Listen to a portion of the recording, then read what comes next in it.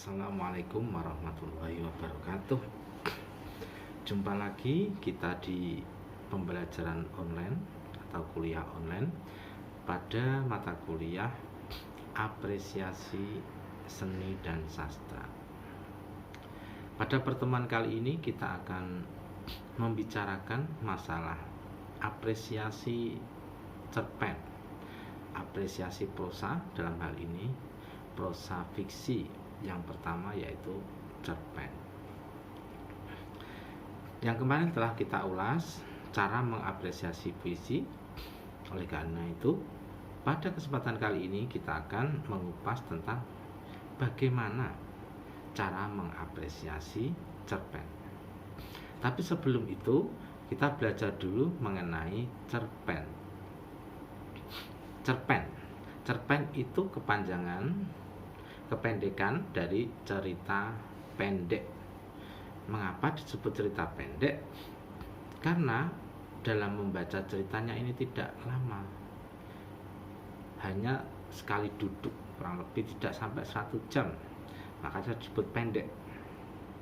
Selain itu, cerita pendek ini juga merupakan cerita fiksi. Fiksi itu berarti cerita rekaan atau karangan atau hayalan. Berarti tidak terjadi secara nyata, tidak terjadi. Tetapi pada kenyataannya ada kejadian nyata yang mirip-mirip dengan cerita cerpen tersebut. Tentu saja cerita cerpen fiksi ini juga mempunyai ciri-ciri yang hakiki. Apa saja sih ciri-ciri hakiki tersebut? Yang pertama, cerita cerpen ini bertujuan untuk memberikan gambaran yang tajam dan jelas dalam bentuk yang tunggal, utuh, dan mencapai efek yang tunggal pula pada pembacanya. Mempunyai tujuan memberikan gambaran yang tajam dan jelas. Oleh karena itu fokusnya pun satu tema, satu cerita yang utuh, sehingga dapat membuat efek yang tunggal pada pembacanya tersebut. Terus efek tunggal, apa sih yang dimaksud dengan efek tunggal itu? Efek tunggal itu adalah pemahaman pembaca terhadap penceritaan cerpen. Oleh karena itu, penceritaan dalam sebuah cerpen haruslah dilakukan secara hemat dan ekonomis. Mengapa? Agar hanya ada satu kesan yang ditangkap pembaca. Biasanya apa kesan yang dapat? Biasanya adalah kesan moral. Itu yang ingin disampaikan penulis kepada pembacanya. Jadi tidak banyak melenceng ke sana, melenceng ke sini, tapi hanya satu kesan saja. Tidak boros-boros, harus ekonomis dalam mengemasnya. Oke, selanjutnya kita akan, sebelum mengapresiasi, kita harus juga memahami unsur-unsur yang membangun cerpen. Apa saja sih unsur-unsur yang membangun cerpen? Nurgianto dalam bukunya Unsur-unsur Intrinsik mengemukakan ada beberapa unsur karya sastra yang berasal dari dalam karya itu sendiri atau unsur intrinsik.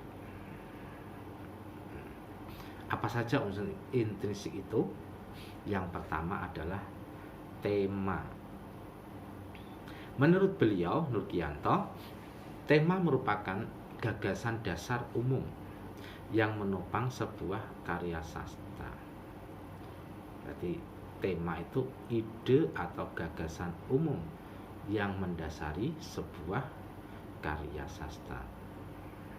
Tema merupakan ide sebuah cerita, bagian inti, pokok dasar atau fokus yang menjiwai sebuah cerita. Keberadaan tema ini memiliki posisi yang penting dalam sebuah cerita. Di sisi pengarang, tema merupakan tujuan utama yang hendak disampaikan kepada pembaca. Tema merupakan inti atau pokok yang menjadi dasar pengembangan cerita. Oke, sudah tahu ya kita tentang tema ya. Jadi tema tentang apa? Misalnya sebuah pengarang cerpen ini membuat cerita mengenai kemanusiaan atau mengenai percintaan dan lain sebagainya. Terus yang kedua, unsur intrinsik yang kedua yaitu alur atau plot. Alur merupakan pola pengembangan cerita yang terbentuk oleh hubungan sebab akibat.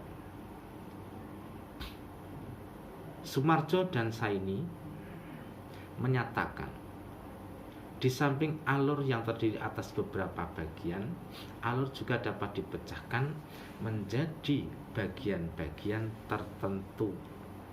Yang pertama, dalam bagian alur itu pengenalan, terus timbul konflik, selanjutnya konflik mulai memuncak, terus klimaks, kemudian mengalami penurunan yaitu pemecahan masalah. Jadi alur itu ada urutan-urutannya secara umum. Ada pengenalan tokoh-tokohnya, terus ada timbul konflik di antara tokoh, di antara pelaku-pelaku cerita, sehingga konflik itu kemudian memuncak klimaks, terus pada akhirnya ada anti klimaks dan pemecahan masalah.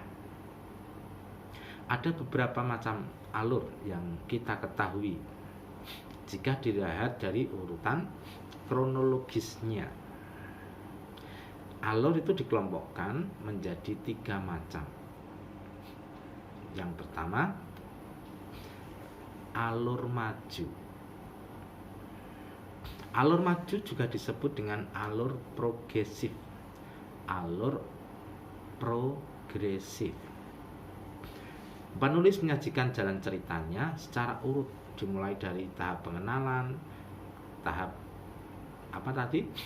munculnya konflik yang memuncak, penyelesaian, nah gitu, urut, alurnya urut, itu namanya alur progresif atau disebut alur maju. Yang kedua adalah alur mundur. Nama lain dari alur mundur ini adalah alur regresif. Biasanya pengarang menyampaikan ceritanya dimulai dari konflik dulu menuju penyelesaian. Konflik, tiba-tiba cerita muncul konflik. Seperti di cerita yang ada di Indosiar itu. Iya kan? Cerita yang ada di Indosiar itu ada tiba-tiba mayatnya keluar mencelat masuk dalam tong misalnya gitu. Terus nanti baru diceritakan awal-awalnya, baru ceritakan asal mulanya seperti apa kok bisa seperti itu. Nah, itu namanya alur mundur. Selanjutnya ada alur campuran. Alur jenis ini adalah merupakan gabungan dari alur maju dan alur mundur. Penulis pada awalnya menyajikan ceritanya secara urut, tapi kemudian pada suatu waktu penulis menceritakan kembali kisah masa lalu yang telah jauh terjadi atau flashback. Cerita yang menggunakan alur ini cukup sulit untuk dipahami dan membutuhkan konsentrasi yang cukup tinggi karena ceritanya itu loncat-loncat. Sekarang, kemudian kembali ke masa lalu, kembali ke sekarang, kemudian ke masa depan, kembali ke masa lalu lagi. Jadi kalau kita melihatnya tidak utuh, ya akan sulit memahami cerita tersebut. Oke, gimana? Sudah memahami tentang alur, oke?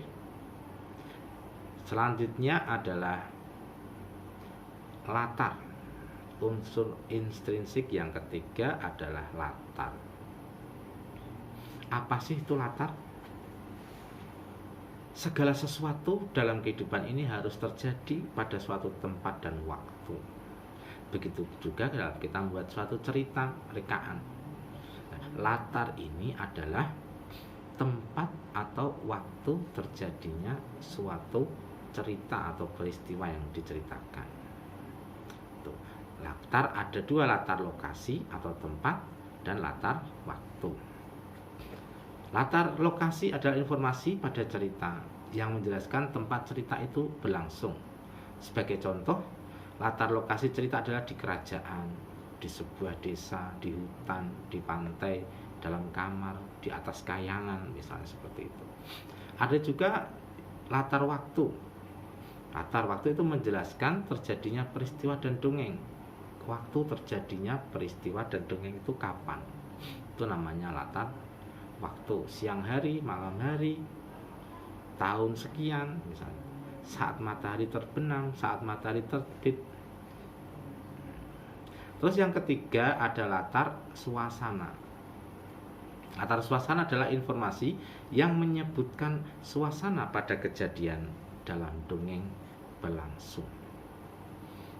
Contoh latar suasana, misalnya hidup damai, sejahtera, masyarakat tidak ketakutan karena raja yang kejam, misalnya seperti itu.